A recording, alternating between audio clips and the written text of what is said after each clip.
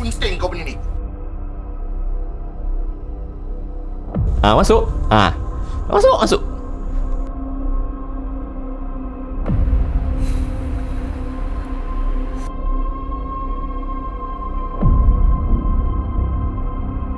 Tak sangka hanya disebabkan sebuah mesej boleh menjejaskan aku.